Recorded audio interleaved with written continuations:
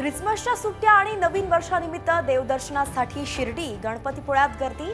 कोकण ताडोबाकडे सुद्धा वळाली पर्यटकांची पावलं।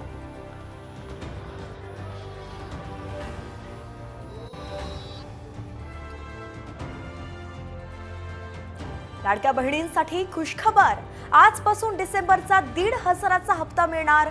सरकारकडून 3,500 कोटी वर्ग।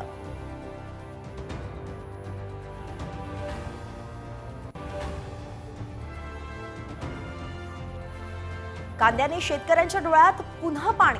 10 दिवसांत भाव निम्म्यावरती, 20% निर्यात शुल्क हटवण्याची मागणी।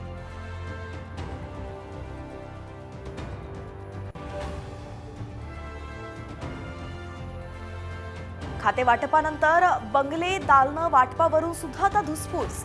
विश्वासात न घेता बंगले वाटप केल्यानं नाराजी।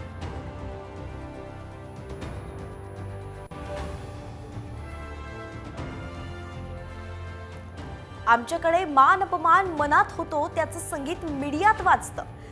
संगीत मान अपमान सिनेमाच्या ट्रेलर प्रदर्शनात फडणवीसांची मिश्किल टिप्पणी।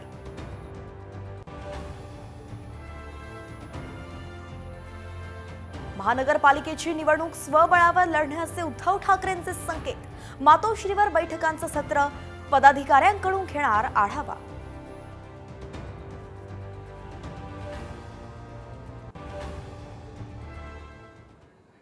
नमस्कार, मी वैष्णवी राऊत। साम टीव्हीच्या बातमीपत्रामध्ये आपल्या सगळ्यांचं स्वागत करते।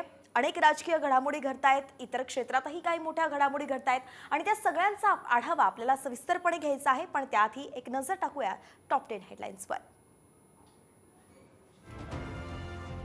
बडतर्फ IAS अधिकारी पूजा खेडकरच्या अडचणीत आणखी वाढ। अटकपूर्व जामिनासाठी सुप्रीम कोर्टात जाण्याची शक्यता, मात्र सुट्ट्यांमुळे सुनावणीची शक्यता कमीच।